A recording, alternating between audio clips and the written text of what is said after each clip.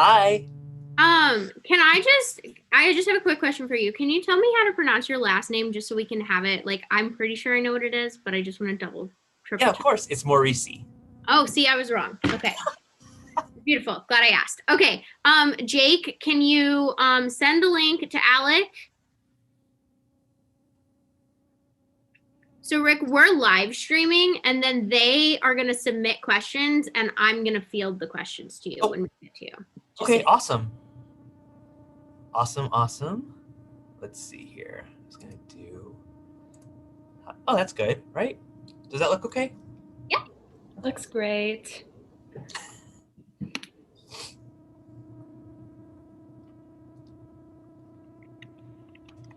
And I'm just waiting for the go ahead from Alec. Now, will I be able to share my screen? Absolutely. I'm gonna give you share screen access right now. Okay.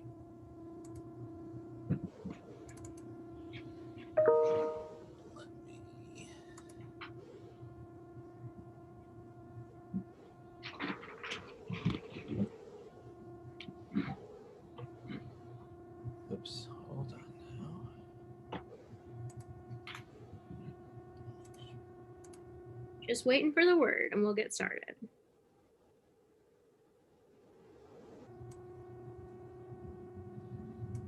I'm gonna share my screen now so I make sure that you can see it. You guys can see it before we get started.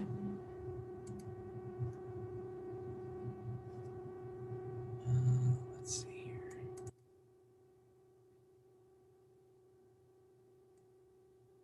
Jake, it works. I think. Yep. Sweet. Yeah, Rick, we can see it as well. Now, tell me, do you see the full screen where it just says Glucur Business Meeting, or do you see my side panels? We just see the slideshow. Okay, perfect. Then that should be correct. Okay.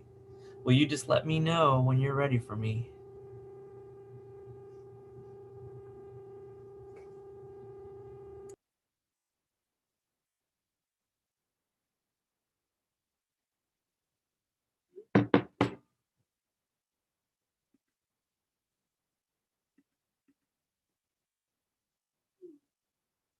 They are almost ready. So, Abby? Yes. To confirm then, I'm gonna go through my speech, and then we'll do questions at the end and you're gonna field those. Yep. Okay, perfect. Okay. And we'll have some intros at the beginning. Right, okay, got it. Megan, you take it away. Good to go? Perfect. Thank you so much, Abby. Hello, everybody. I am so glad you are all able to join us tonight despite our conference being virtual this year. So thank you for joining us on Zoom. And most importantly, welcome to the 2021 Glucur Regional Business Conference. My name is Megan Grizzle. I use she, her pronouns, and I am a current sophomore at Loyola University Chicago.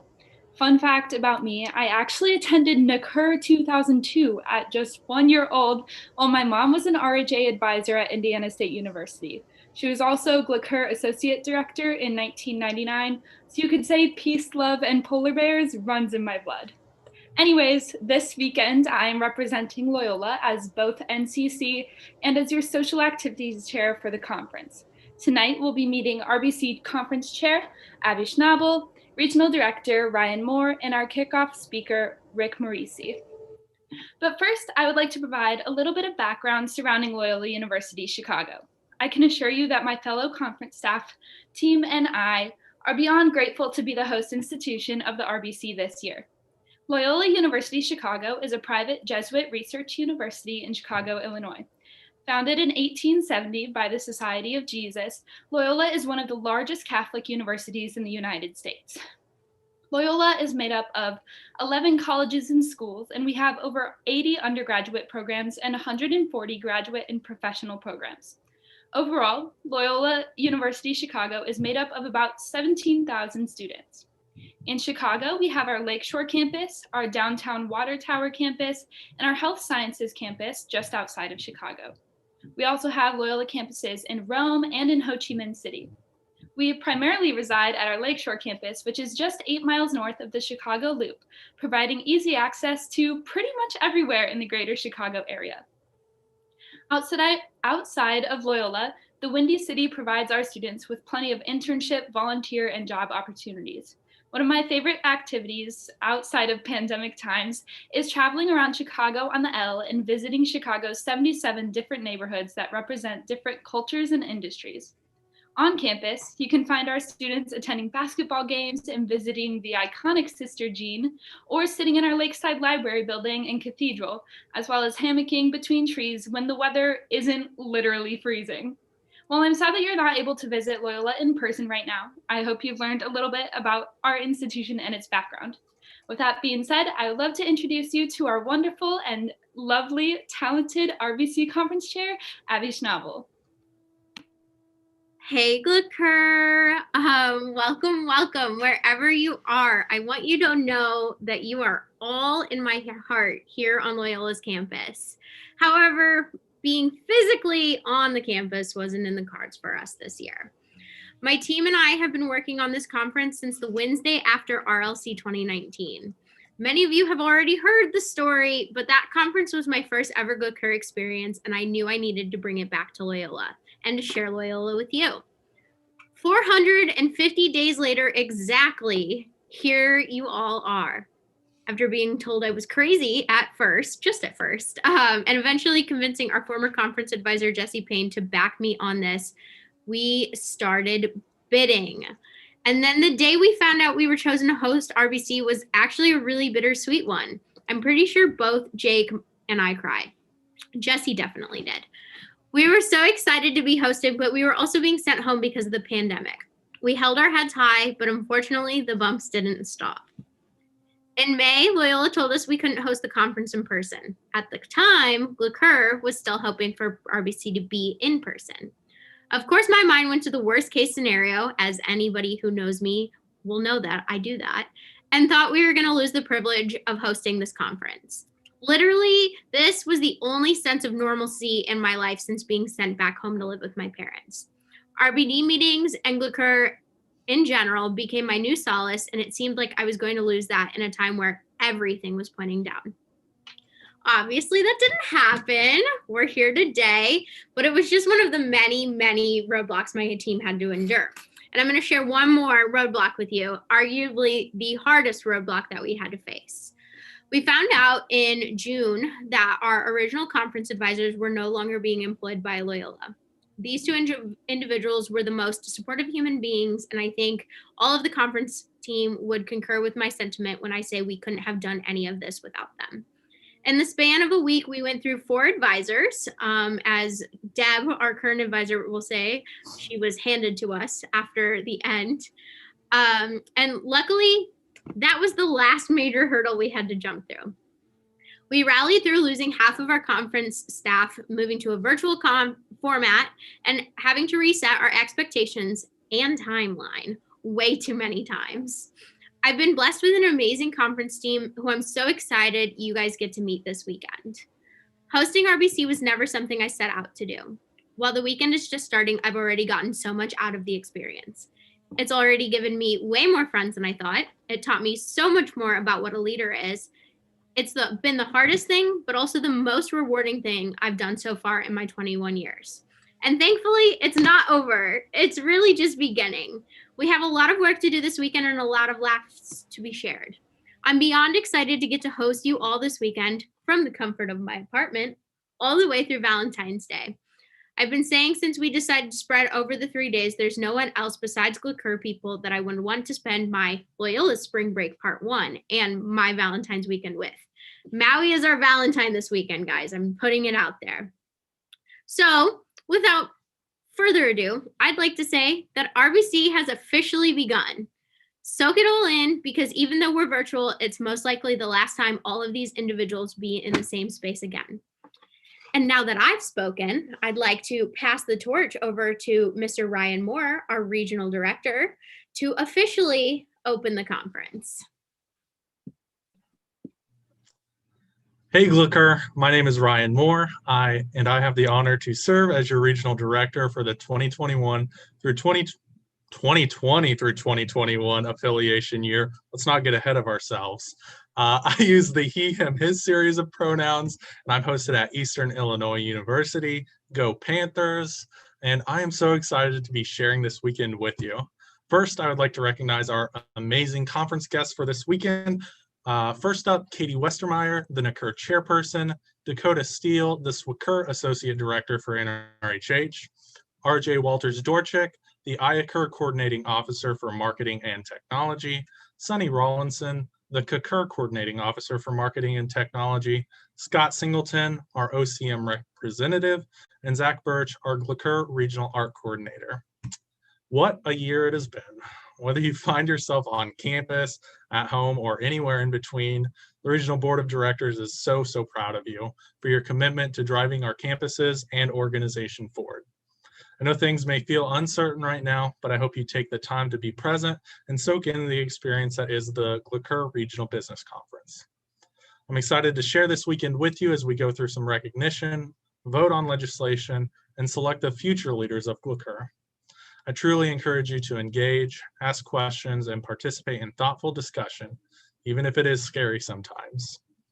I also encourage you to lean into the uncomfortable this weekend and challenge yourself and this organization to leave better prepared to embrace the future. Peace, love, polar bears to you all. Once again, thank you for being with us this weekend. I hope it is a memorable one.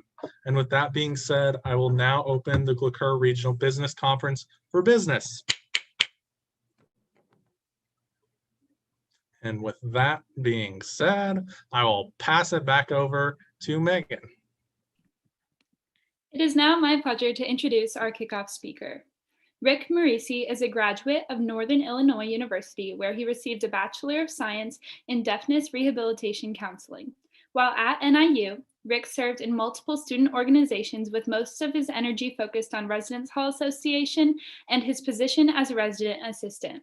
Upon graduating NIU, Rick immediately headed back to his hometown of Chicago to begin his master's degree in higher education administration at Loyola University Chicago. While at Loyola, Rick served as a graduate hall director and an advisor to a residence hall council. After completing his degree, Rick moved just up the road to DePaul University, where he has spent the past 20 plus years working in various roles on multiple campuses. All of Rick's work at DePaul over the years has had some ties to student housing. Rick currently serves as the Director of Housing, Dining, and Student Centers. Now we invite Rick to speak to us today about his journey over the years and share some very valuable lessons that he has learned along the way. Thank you so much, Megan. Hello, GLCUR. It is great to be here. I am super excited and just unbelievably honored to have been asked to spend some time with you all tonight. You know, RHA, RHC, GLCUR, IRA, all the different regions, all the different states have such a special place in my heart, always have. And it's where I definitely got my start working in this wonderful field of higher education. So I am going to share my screen in just a moment, but I wanted to give you all just sort of a little brief kind of overview of how I hope to spend the next half an hour or so with you. I definitely have some, I don't know, hopefully some words of wisdom, maybe at least some explanations about how I have done various things across the way from both my student experience and now leading into my professional experience. So once again, and I am using two screens, so if I look a little weird, it's because I'm trying to look both at the camera as well as the presentation that I'm about to load for you. I am going to spend some time taking you through a little bit of my journey. I do that because I think hopefully it will set the tone for some of the qualities of leadership that I would like to speak about. Hopefully it will be, you know, kind of a little bit of an example of some of what I have to share. So with that, I am going to share my screen and make sure, Megan or Abby, can you give me a head nod? Do we see it? No? Okay, hold on. Let's try that again.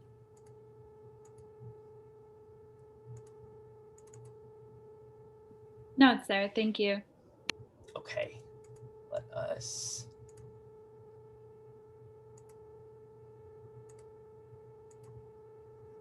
Okay. Sorry, 1 second here. And okay. All right. So, and now I'm sorry, just really quick, because I'm seeing two different things on my screen. Are you seeing just the presentation itself, not the side panels, right? Okay, perfect. Great, great, great. So now that we have all of the technology behind us, we can get started. So yes, again, thank you. Thank you so much for having me. I'm really excited to spend some time with you all.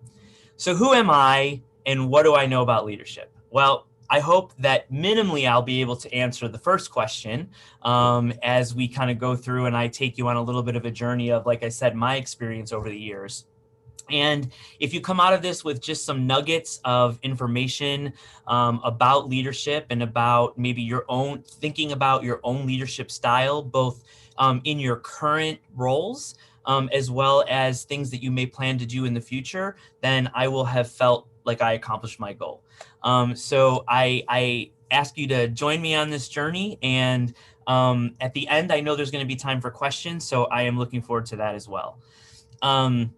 And I will have a question for you at the end. So definitely ponder, why are you here? What has brought you here to this place on this day, being a part of Liqueur? What does that mean to you? And how does that start to form some of your leadership capabilities? So the first thing I want to say is that when Abby and I first started talking about tonight and talking about kind of this keynote address, we both agreed on one thing very quickly, that this would be a COVID-free zone. You have all endured more than your fair share of COVID, and so that is not going to be something I'll be bringing up in this presentation. And if you catch me doing it, we can start a jar and I can, put $1 in or something, but I don't think that will happen. So no COVID talk tonight, which I hope we can all appreciate. So also in talking to Abby, I know that one of the things that we, being your sort of host for this event here in Chicago, one of our favorite sayings is cooler by the lake. So I thought I would talk just a little bit about the fact that I am a native of Chicago, born and raised here and I was actually born on the south side of Chicago. So for those of you familiar with the city, very close to Midway Airport. And here are just a few of the things that sort of make up Rick, right? I love the city. I love being downtown. I love the lakefront.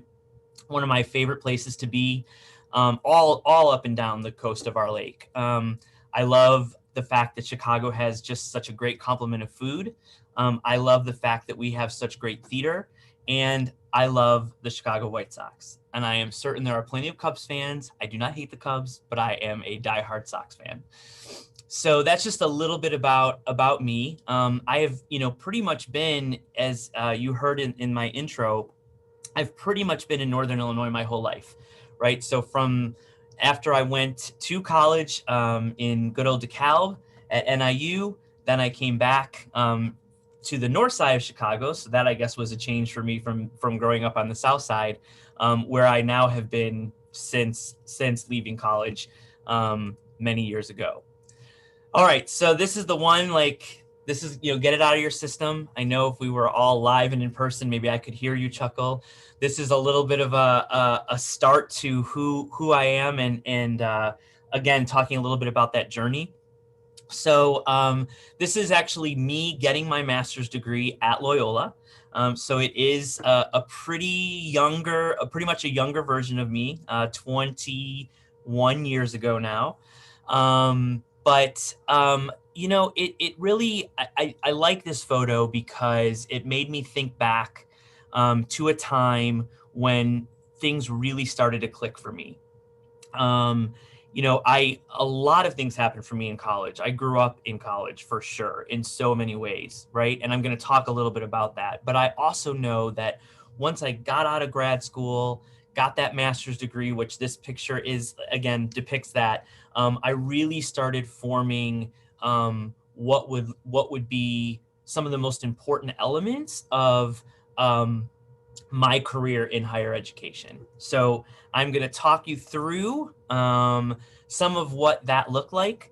So to start, I'm gonna start back to high school just a little bit, but I'm not going to stay there for very long. But I really wanted you to just sort of see that my involvement in just kind of student activities in general really started at a pretty early age.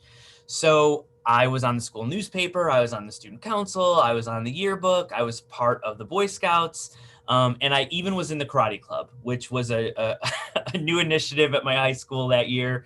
And I was like, sure, why not? I need another activity. Let me get involved in this. But my point is, early on, I knew that involvement was really important to me. And little did I know how much of an impact that would have on future decisions that I would make. So again, not spending much time on high school, but going back to where it really all started, Northern Illinois University. Quick little story. I never intended to go to Northern. And so for the NIU people out there, please don't take any offense to that. It wasn't the path I thought I was going on. In fact, I thought I was going to be going to in a school in Indiana to study journalism. And I did end up starting with a journalism study course, but I ended up actually going to NIU because that summer before I left for college, I kind of chickened out, to be honest. I wasn't sure if I wanted to go far away. I wasn't sure about the whole college thing. I just wasn't sure what I was ready for.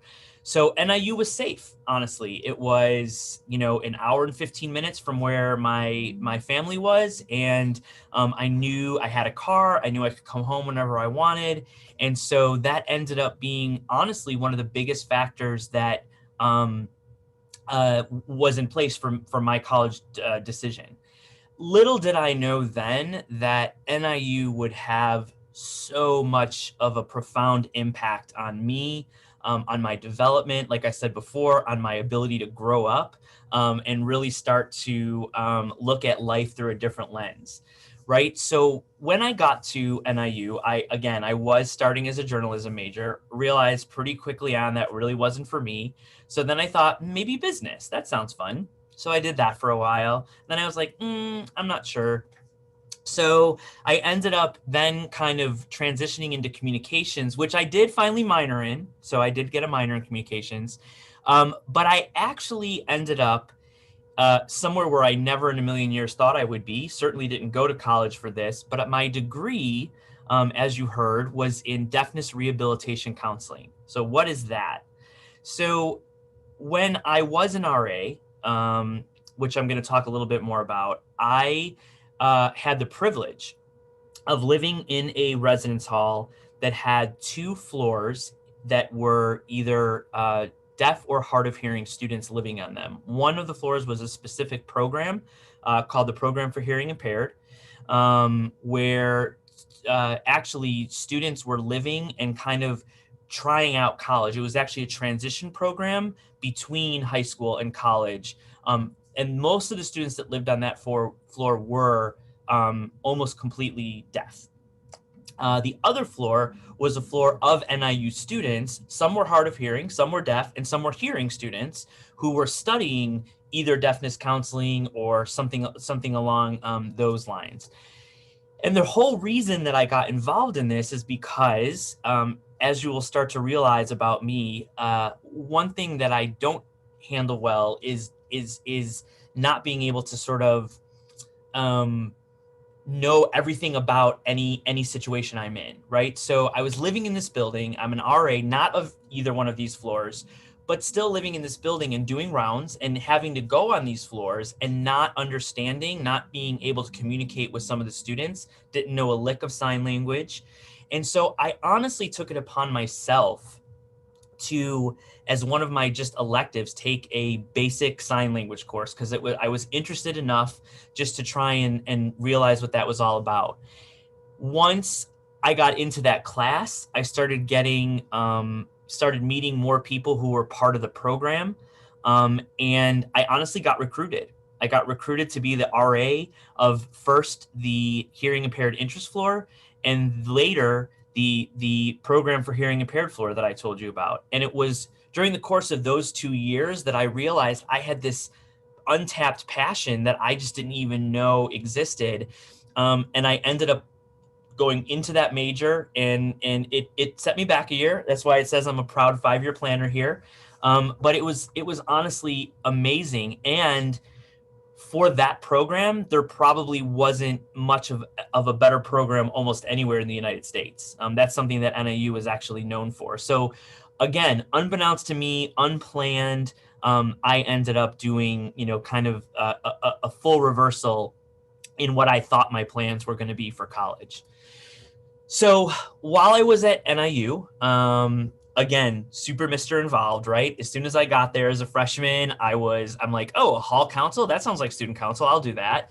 And I put the halls on here because, again, I know there's NIU people, students on this conference. So I wanted to make sure that you could, I know that I think Grant North is either Grant North or Grant South is not currently open. I can't remember which. But anyway, I was in Grant North. And here's where it all starts, right? This was my first look into RHA, whether you call it RHA, RHC. I know there's different names. At NIU, it was RHA. And after I completed my freshman year and being on hall council, I was so excited about it that I, immediately decided to go into a position or apply to be elected for a position on the executive board. And I became the vice president of programming, which I loved. It was totally right up my alley. Didn't even know it, but had like so much fun. And then I was inducted, into NRHH. And shortly after, I was actually recruited to be an RA. And let me tell you all, this was a really hard decision for me because I was really, really enjoying and loving my RHA experience. And they told me if I took the RA job, I would not be able to be on the executive board of RHA any longer. And at first I said, just no, I'm not interested. And my hall director at the time was like, I really want you to think about it. There's people have said that you'd be really great at this job. So I gave it some thought and I decided to do it. And it was, I missed my RHA experience. I stayed involved as the RA rep to RHA, but I was no longer in RHA like formally. So I stayed in RA for 3.5 years, and I became active in other organizations that are just like LaCur and IRA and things like that. This was called ISRA. And this is where I stop for a moment and embarrass your advisor a little bit. Even luckily I can't see her, but Deb, who I know is on this call and at Loyola, was very, very impactful and remains an impactful part of my journey that I'm talking about. So I met Deb at an RA conference when I was a student, and we ended up actually having kind of an issue at that conference, and my advisor had left. And so I found Deb because I had such a like, DePaul was just so like energetic, and like I just loved everything about the people that I met. And I had asked Deb for some help, and she did help me, and we stayed in touch. And I told her that I was going to work at DePaul. And at the time she was at DePaul. So she's like, yeah, why don't you like talk to me after you think about grad school and, all that kind of stuff. I'm like, sure. But I'm going to work at DePaul. So I had my sights set. I was ready. And this is like my third year in college out of my 5. So I still had a ways to go. Right. But I did. I ended up, you'll see a couple more activities that I got involved in. And I then left NIU. I knew that I was destined to work in higher education. Like that was what I needed to do. So I ended up going to Loyola for their, and they have a fantastic program in higher ed administration. So shameless plug if any of you are thinking about that. But, I again got involved, right? I had kind of more of a job. I was a graduate hall director. Actually, that was called an internship at the time, but it was basically a full-time hall director job. And I actually had an opportunity to go work at DePaul before I even graduated at Loyola. And without getting into another long story, I decided to wait, maybe much to Deb's chagrin. But she and I were already like friends at this point, and she was someone I considered to be a mentor. And I said, I'm still coming to work at DePaul. the time just isn't right now. I need to finish this semester and graduate and keep my job at Loyola, and that kind of stuff. But I did all that. And for you Loyola folks, these residence halls, Southern Avenue and West Hall, are going to mean probably nothing to you. I know all the names have changed. They're all Jesuit names now. I totally get that. I can tell you later where these are actually physically located, or Deb can tell you, but that's what they were called when I was there. So I thought you'd appreciate that. But I did. I graduated. You saw the picture. I got that master's, happiest day, and on to DePaul I went. So told my mom and dad, yes, I'm finally leaving school. I'm going to start having a real job. You can stop paying for everything, or don't stop paying for everything, but you can pay for less. And I started at DePaul. Now, when you do go into this field, often is the case that you don't necessarily stay at your first job or your first institution for ever, in my case, right? Usually it's kind of a 3, maybe 4-year sort of start to your career. And then, in order to sort of move up, you end up kind of moving on, right? So I did not ever expect, I knew that going in, right? So I thought DePaul was going to be a stop on my journey. And it's just a stop that I've never left, right? And I'm going to talk a little bit about that, but I want you to know that at DePaul, the mission, just like at many institutions, right, especially religiously affiliated institutions, the mission is so important. So our founder is St. Vincent, and I'm going to give you a little bit more insight into St. Vincent in a few minutes, but this is where I really started to form, as I said, kind of my identity, some of my style, started understanding what leadership meant to me and what it meant to the people around me. And a lot of that had to do with the teachings of St. Vincent and what DePaul stands for. So I'm going to talk just a little bit about that as well.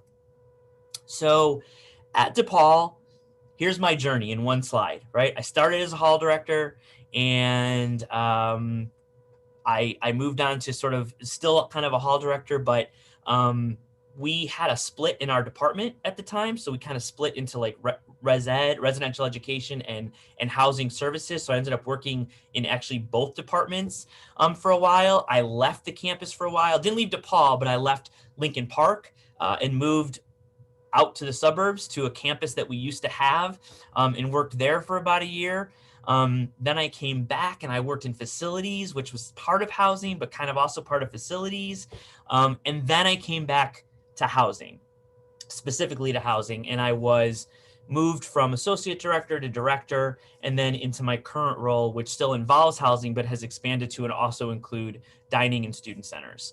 And I'm going to talk just for a second about that because, getting the breadth of experience I did over the years in my housing role was amazing in and of itself, right? I just was like, this is it. This is what I wanted to do. I knew in college that like I could make a career of this, and I was super excited. And by the way, some of this is going to sound like a commercial for like working in higher education, and I'm okay with that. Like if some of you are thinking about that, let me tell you, it's amazing. And for those of you who are not, it's totally okay. We still love you, but I just want you to know that for me, right, this journey felt super complete because it was exactly what I wanted to do. It's exactly where I wanted to be. DePaul was where I wanted to be. And I didn't even know why I wanted to be at DePaul because I thought they had energetic RAs and this cool woman named Deb, right? But beyond all that, I had no idea that I was going to resonate with the mission. I had no idea that I was going to find inside of me a person that I didn't even know existed. And I'm really serious about this. Like the passion I have for working at this institution, really, I don't know what could like be any better. Honestly, that my passion is so strong for being here, and I hope that is sort of oozing out of me a little bit. For those of us who really, really do love working at DePaul, and I know Deb did as well because she was here forever. We say we bleed red and blue, right? Now, that bleeds into other colors as well, and that's okay with us. But we, that is it. When you're here, if you make the most of this experience, it really is life-changing in many ways, and it has been for me. So I'm going to talk just a little bit about that. DePaul has it all. Cute little rhyme, right? This is not an ad for DePaul. I'm not suggesting you should all stop what you're doing and come to DePaul, although that's okay too. But it is an explanation, again, of why I have stayed for my entire career. Like, I didn't leave after 3 years or 4 years. I stayed, and I stayed because I continued to resonate with why I was here, the mission, again. And it's only been building. I'm 21 years in, and I'm learning stuff every day and realizing more and more why I'm here. And I'm still learning that, right? So it's great. It's just amazing. So here we go. Now I'm going to talk just a little bit about leadership as I start to kind of transition into that. This is one lens, right, that we're not made to subscribe to. It's not like this has to be your model of leadership if you work at DePaul, but it is a model that we're pretty proud of, and that I think a lot of people who work here or even go to school here subscribe to. So you'll see on this slide that there's a couple of different, pictures in sort of quadrants, if you will, but I'm going to unpack that a little bit more on the next slide. So don't worry if you didn't get all these words, because we're going to put them up right here again. And listen, these are words, but words have meaning and words have impact, right? And I just read these, in your own voice internally, read these words to yourself, right? Because there's so many of them that are just, I'm sure you all resonate with a lot of these words already. I'm sure that they're important to you. You wouldn't be in a student leadership position like this if these words didn't have meaning for you as well. And over time, these words sometimes will change their meaning. They may mean something today for you, and 5 years from now, 10 years from now, they may mean something different. There's a couple that really stand out for me. I think inclusiveness clearly is very important. Mission and vision, I've talked already, quite a bit about, but all very important. I think you do have to take risks. I think we all take risks every day. And that's important, right? And it's important to keep doing that. I'm still taking risks all the time. And I feel in some ways like I know DePaul like the back of my hand. And in some ways I'm like, no, I'm going to try something new. Because I need to step outside of this comfort box a little bit and enhance my leadership abilities and how I portray myself to people who depend on some of that leadership, right? Communication is key. People are key, right? I can't tell you enough. Any good leader will tell you that you have got to depend on and form the relationships with the people. No leader works by themselves. No leader works in their own silo.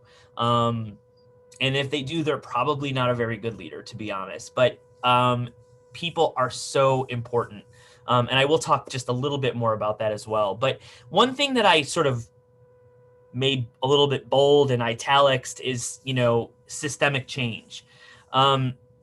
This really stood out for me. I've seen these words and I've seen this slide deck before, or that picture on the previous page.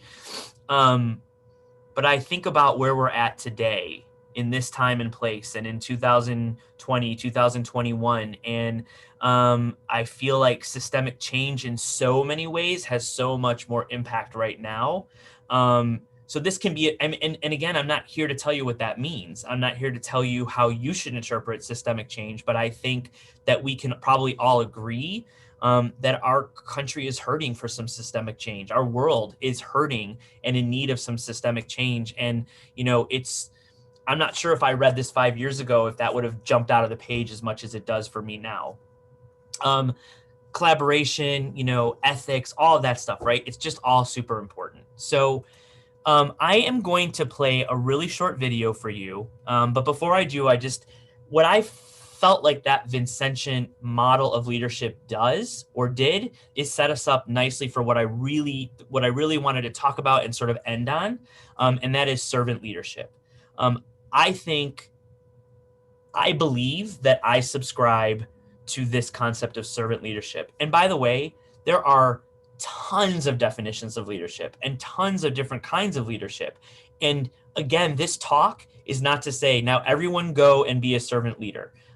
It is to say this is one aspect of leadership that I happen to find very impactful, very useful, and very relevant for me. My guess is that a lot of you probably do too, and some of you may not even realize it, but I think if you research servant leadership a little bit more, and more than certainly we have time for tonight, you might see some real connections and similarities in how you probably carry yourselves as leaders, would be my guess. But this video is not very long. Oops. Hold on. Let me go back.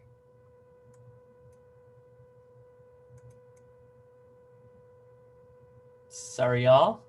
Give me just a moment.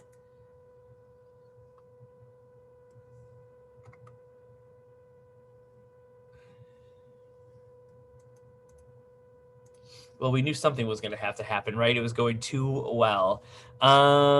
Just a moment. Let me see if I can restart this.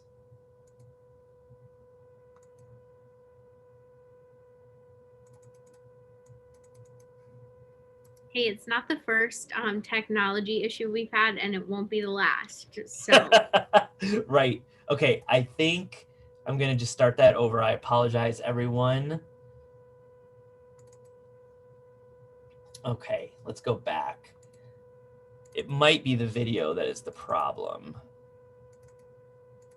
This worked earlier, but it's not working now. You know what? That's okay. That is okay. We are gonna go right on through. So let me get back to where we were. So we're gonna skip the video, but I do want to tell you all what I loved about that video. And what I loved about it was that it was a, and you can look it up. It's on YouTube. I'm happy to also send out a link later if Abby or Megan want to send it out to the group. But it's about 3 minutes long, and it's a high school student, right? His name is Chris, and he is talking about servant leadership. And I was like, okay, so I was searching honestly for servant leadership videos because I wanted to show you a video because I thought I was cool with technology, and clearly I wasn't. But the thing is here you have this high school senior, I believe he said he was, getting ready to, he's in the process of filling out his college applications, and he's done work with Special Olympics, and, he talks about his brother. And it's really not only heartwarming, but it was really impactful to me that a high school senior was talking about servant leadership. And I thought it was just really great. So I do hope that you get a chance to see it, and I will make sure that you have the opportunity to see it. But it's pretty powerful stuff. So to kind of wrap this up a little bit, here is a servant leadership checklist. And again, more words, right?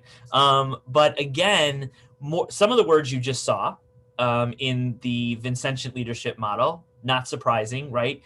St. Vincent was nothing if he wasn't a servant leader. I mean, he's the epitome of servant leadership, as well as so many other people that worked with him and by his side. And that's, one of the things that we get loud and clear as part of the mission of our university, which again, I hope, I hope I'm not doing it any injustice, but I just couldn't be more proud of that. So, these are, again, servant leaders are those that put other people first. I mean, simply put, that is kind of the definition of servant leadership. You are not the first to go out and do something. You teach maybe, and then you let others, sort of take the lead, and you help them along the way. That is what servant leadership is really about. And you have to be humble, right? You have to be self-aware. I mean, all of these words, I hope that you're kind of taking them all in, because these are truly the qualities of someone who is a servant leader, and someone who really puts the needs of other people before their own. Hey, Rick, sorry to interrupt you, but we can't see the slide that I think you're trying to show us. Oh, okay. let's see. Now we can see it. Okay, and so you're seeing the side too, right? Yes, we can Okay. see it right now. No worries. No worries. Let's just go off of that. So now I'm on the next slide, right, Abby? Sorry, I muted myself and couldn't find the mute button. Yes, you're Okay, good now. Okay. So again, servant leadership is a leadership philosophy. Again, I've talked about that term a little bit.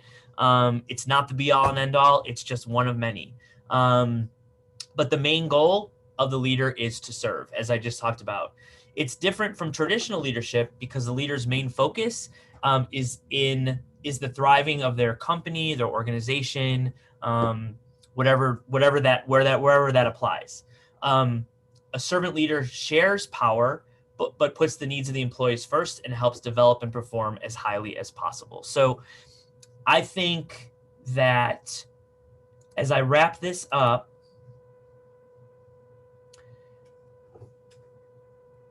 I tried to think about what are the examples I could give you in terms of how my own team, views me, and do they see me as a servant leader? And I hope that they do. I mean, I'm not saying for sure they do, but the best I can hope for is that they do. And this is just a little bit of a little bit more about me, right? So I think my team knows that there's nothing that I would expect them to do that I would not do myself, or that I wouldn't even do first, potentially, right? I may be your supervisor, but I'm also your biggest advocate. I think that's really important. I try every day in my words and actions to show that putting people, and especially our students, first is my priority. We're all in this together. That is pretty cliche, I realize, but the concept of team is really, really important to me. And collaboration and relationships are among my top strengths. Because again, I've spent some time talking about the importance of relying on people, and this is why, right? So now, this is something that I am really proud of. I'm telling you about this because I want you to think about what you're really proud of, right? As you think about your own leadership style, your own leadership traits, your own leadership characteristics, think about how that translates into some of the things that you do. So Glakur, for example, probably a perfect example for all of the people on this call.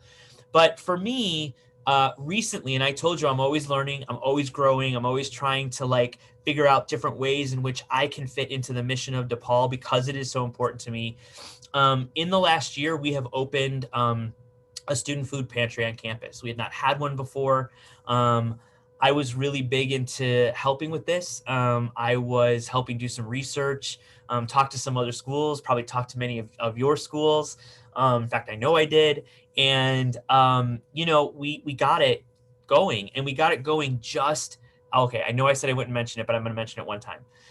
We got it open just before the pandemic hit. And it actually ended up being in so many ways the perfect time, because it was a resource that we didn't even know how badly our students needed, especially as the pandemic lasted longer and longer and students became even more reliant on some of the resources that the pantry has to offer. So it's something that I think is a pretty good example of the servant leadership that I am professing about right now.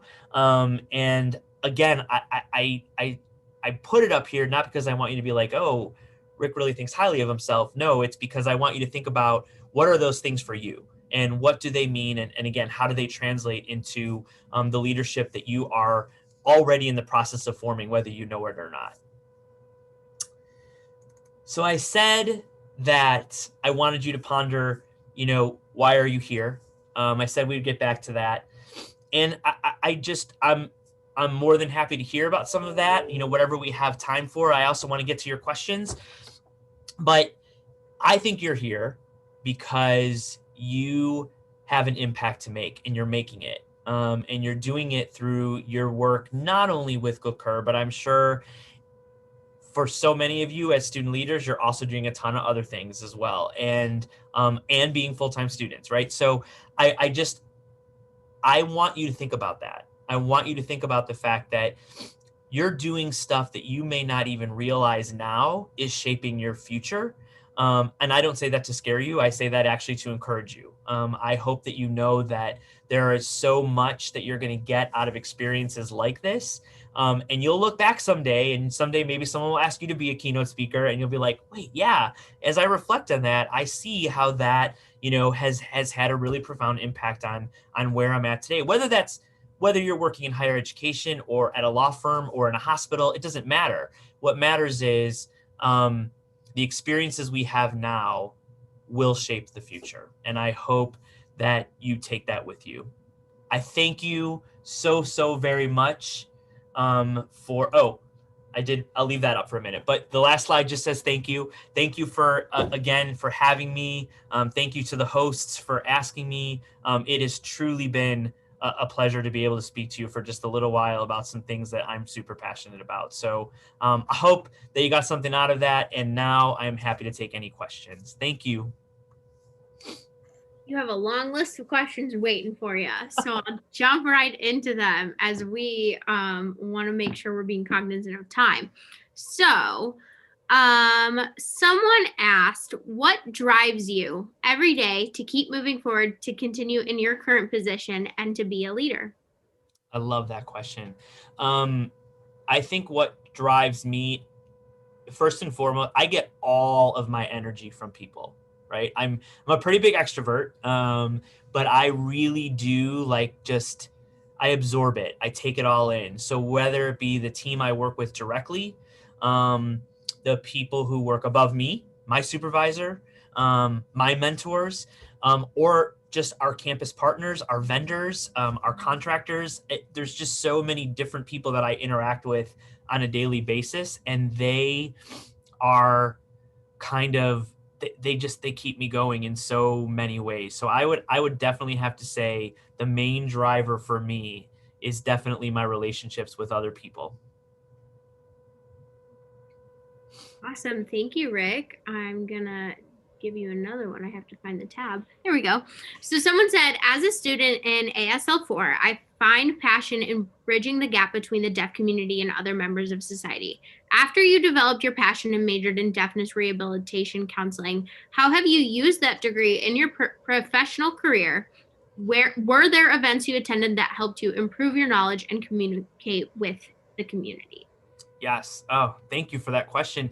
And in fact, I mean, I feel like that's a piece of the timeline that I left out. I apologize for that. So after I graduated with that degree, I was actually looking at grad schools. I was also looking at grad schools of continuing on sort of within that community, working with the deaf community.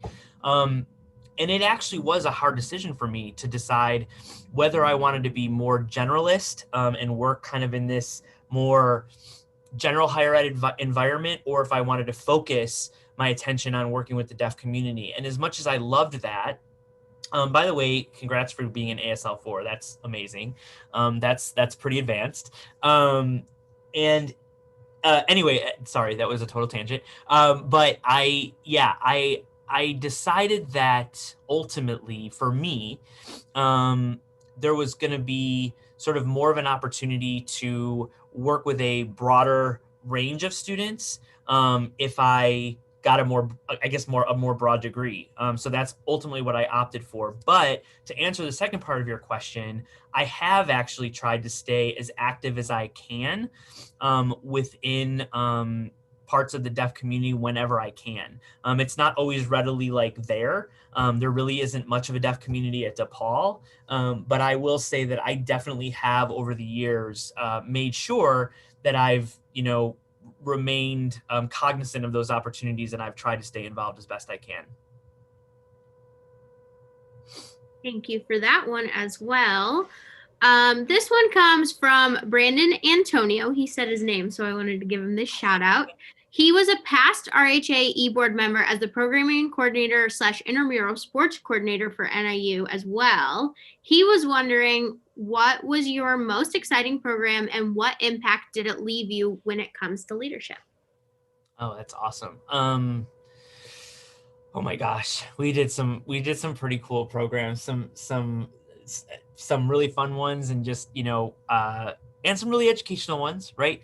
One that sticks out for me and has stuck out for me for a while actually was a collaboration I did when I was already an RA, but involved RHA to be part of it. So it was a co-sponsored program. And it was something, the tradition of this program kind of already existed. And then we worked to sort of enhance it or change it up a bit to make it more sort of relevant for the times. But it was a program called SignSync. And what that means, and my ASL4 friend will know what I'm talking about, but instead of a lip sync event, it was a sign sync. So you get up and you hear the music and you're signing the lyrics to the song. It was a really, really big, we actually ended up having to move it into an auditorium at NIU because it was so well attended. But that was one of my favorite programs, and it also had kind of this, there were just, I couldn't even believe it. I mean, students from everywhere were coming to this program to see this. And I think it was a recognition of the beauty of the language, right? And I think that was just really great. But, I also, one thing I want to mention is that this is not really a program, but one of the experiences that I also took out of my RHA specific experience at NIU was how involved we were with governance in the residence halls and what that looked like for advocating for students and advocating for the needs of students. And that was another one of those moments early on where I didn't really get it. Like I knew what we were doing, but I didn't know how important it was. So as I've advised RHAs later on in my career, I've always talked to them about the importance not only of social events and programming and educational events, because those are important, but also think about what's your advocacy piece and what does that look like. So I hope that helps. I hope that answers your question. Thank you, Brandon. And then this one will probably have to be the last one just because of time, but I'm definitely going to send you all of these questions. So in your time, you can answer them and I can make sure it gets back to everyone. The question is, what do you think is the biggest thing that student leaders face today, and what advice do you have for them? Oh, it's a great question. I think the thing that really, really faces student leaders today is knowing and understanding how I'm going to use the word culture, and I'm going to say that it has multiple definitions in this particular instance. How the culture impacts the student experience and the students that you are serving and advocating for.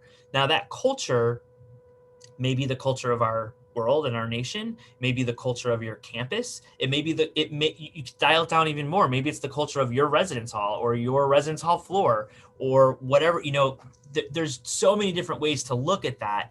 But I think it's really understanding what's going on around you, because the issues that face DePaul students are different than, some are the same, but there are also, some of them are different than the issues that face Loyola students or that face Eastern students, or, it's just, you have to know your audience and you have to know the issues that are important to your audience, I think, in order to be a good leader. And again, I keep talking about this advocacy, but that's so much of what leadership is.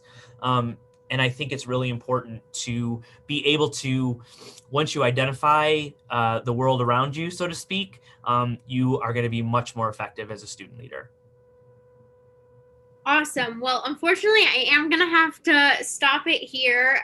Rick, thank you so much for taking the time to chat with us all today.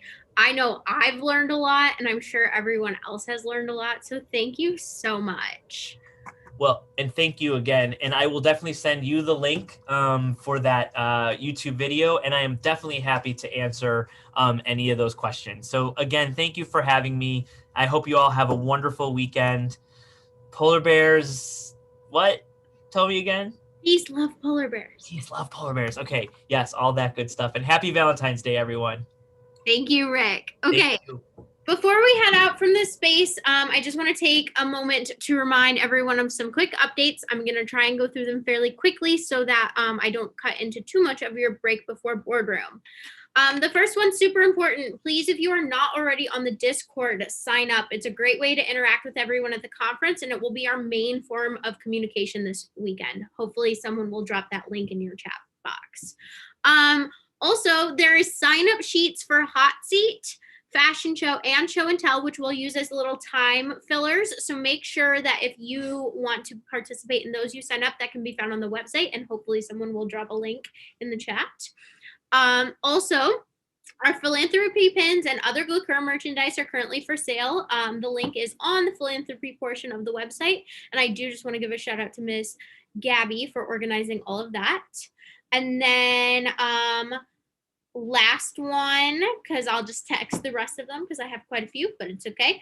Don't forget about Spirit Days. We put a lot of thought into these Spirit Days, and we're having a lot of fun with them. If you can't tell, with my polar bear hat, today's Polar Bear Day, tomorrow's Peace, and then Sunday is Love. And then go ahead, take your break. Boardroom will start at 7:15 Eastern, 6:15 Central, and we will meet on the Zoom code that's on the schedule. Thank you guys so much, and we can't wait to see what happens during this conference.